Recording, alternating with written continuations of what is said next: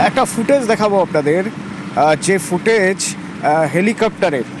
যখন মুখ্যমন্ত্রী শুভেন্দু অধিকারী সবংয়ে নামছেন তার আগে সবংয়ের উপর থেকে একেবারে পাখির চোখে তিনি সরজমিনে দেখে নেওয়ার চেষ্টা করলেন যে সবংয়ের কোন কোন দিক কীভাবে প্লাবিত হয়ে রয়েছে, প্লাবন পরিস্থিতি ঠিক কেমন, এবং সেই জায়গাগুলোয় প্রশাসনকে পৌঁছতে গেলে কিভাবে পৌঁছতে হবে প্রশাসনকে, বা সেখানকার মানুষকে উদ্ধার করে যদি উঁচু জায়গায় আনতে হয় তাহলে কাছাকাছি কোন কোন জায়গায় ত্রাণ শিবির খোলা যেতে পারে, এই সব কিছুই নির্ভর করে যদি পুরোপুরি জরিপ করে নেওয়া যায় সেই জায়গাটা। এবং সবংয়ে নামার আগে তার আগেই সবংয়ের উপরে পুরোটা তিনি ঘুরে দেখলেন হেলিকপ্টারে, এবং সেই ফুটেজ আপনাদের বলছিলাম, এই এক্সক্লুসিভ ফুটেজ আপনাদের দেখাবো যে মুখ্যমন্ত্রী শুভেন্দু অধিকারী সবংয়ে নেমে যখন তিনি সেখানে বৈঠক করবেন বা কথা বলবেন, প্রশাসনিক নির্দেশ দেবেন যে কোথায় কিভাবে কাজ করতে হবে, তার আগে নিজে পুরোটা দেখার চেষ্টা করলেন হেলিকপ্টার থেকে যে কোন দিকটা নিচু, কোন দিক জলের তলায়, প্লাবন পরিস্থিতি কোন দিকে, তার কাছাকাছি কোন জায়গায় দ্রুত পৌঁছে সেখান থেকে ত্রাণের ব্যবস্থা করা যায়, এবং সেখানে উঁচু জায়গায় সরিয়ে আনার জন্য কী কী করা যেতে পারে, প্লাবন পরিস্থিতি ঠিক কোন জায়গায় কপালেশ্বরী, কেলেঘাই বা সুবর্ণরেখার জন্য সেই জায়গাগুলোয় কিভাবে কাজ করা যেতে পারে। হয়তো বৃহত্তর পরিস্থিতিতে কাজ করতে হবে, এত দ্রুত সে সমাধান হবে না, তবু তার আগে একবার জরিপ করে নেওয়া প্রয়োজন। আমরা যে ছবি দেখছি হেলিকপ্টারের ভিতর থেকে, যখন মুখ্যমন্ত্রী শুভেন্দু অধিকারী দেখে নিচ্ছেন সবংকে, আকাশ পথে দেখে নিচ্ছেন, আমার সঙ্গে ভেঙ্কটেশ্বর রয়েছেন। ভেঙ্কটেশ্বর, যখন তিনি কথা বলবেন বা যখন তিনি প্রশাসনিক নির্দেশ দেবেন তার আগে তার এই পাখির চোখে দেখা সবং হয়তো অনেকটাই কাজে লাগবে। একদমই তাই। এবং মুখ্যমন্ত্রী শুভেন্দু অধিকারী বিডি অফিসে যে পর্যালোচনা বৈঠক, সেই বৈঠক করার আগে তিনি আকাশপথ থেকে গোটা পশ্চিম মেদিনীপুর সবংয়ের বিস্তীর্ণ এলাকা তিনি দেখলেন কোথায় কত জল জমে রয়েছে, জল আদৌ বেশি এলাকায় জমে রয়েছে কিনা, সামগ্রিক বিষয়গুলো কিন্তু তিনি আকাশপথ থেকে কিন্তু একেবারে সরেজমিনে খতিয়ে দেখলেন। এবং ইতিমধ্যেই তুমি জানো যে মুখ্যমন্ত্রী আগেই এই সমস্ত এলাকায় যাতে দুর্গতদের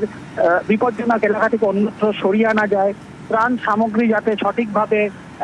প্রত্যেকের হাতে পৌঁছায়, এই সামগ্রিক বিষয়গুলো নিয়ে কিন্তু তিনি আগেই প্রশাসনকে নির্দেশ দিয়েছিলেন, এবং মন্ত্রী এবং নেতাদেরও তিনি কিন্তু নির্দেশ দিয়েছিলেন যাতে সমস্ত এলাকার মানুষের পাশে থেকে ত্রাণ সামগ্রী সবাই ঠিক মতো পাচ্ছেন কিনা, এবং কোথায় কোথায় এখনো জল জমে রয়েছে, গোটা বিষয়গুলো কিন্তু তিনি তদারকি করার নির্দেশ দিয়েছিলেন। আর আজ মুখ্যমন্ত্রী একেবারে সবংয়ে এসে তিনি একদিকে যেমন প্রশাসনিক পর্যালোচনা বৈঠক করছেন, তার আগে নিজে কিন্তু একেবারে আকাশপথ থেকে হেলিকপ্টারের মধ্যে থেকে গোটা পরিস্থিতি তিনি খতিয়ে দেখলেন। অর্থাৎ তুমি যেটা বলছিলে এখনো কোথায় জল রয়েছে, কোন এলাকায়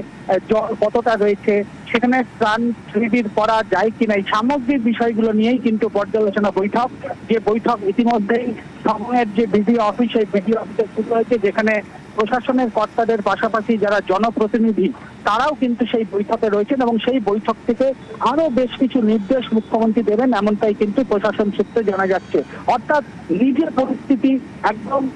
যখন থেকে টানা বৃষ্টিতে জলমগ্ন পরিস্থিতি, তখন থেকেই মুখ্যমন্ত্রীর নজর ছিল কিন্তু এই সবং এবং রাজ্যের বিভিন্ন জেলা। আর আজ তিনি কিন্তু একেবারে হেলিকপ্টার করে গোটা পরিস্থিতির ছবি তিনি কিন্তু চাক্ষুষ করলেন, এবং তিনি তারপরেই তার কপ্টার নামলো সবংয়ের মাটিতে এবং সড়ক পথে তিনি বিডিও অফিসে পৌঁছলেন। এই মুহূর্তে বৈঠক করছেন মুখ্যমন্ত্রী প্রশাসনের আধিকারিকদের সঙ্গে, এবং আগামী দিনে কি পরিস্থিতি তার পূর্ণাঙ্গ রিপোর্ট কিন্তু নেওয়া হচ্ছে আধিকারিকদের কাছ থেকে, কি করতে হবে সেই বিষয়ে সংশ্লিষ্ট নির্দেশও মুখ্যমন্ত্রী আজকের এই বৈঠক থেকে দেবেন। তারপর তুমি জানো যে আজকে এখান থেকে তিনি আরামবাগ, সেখানেও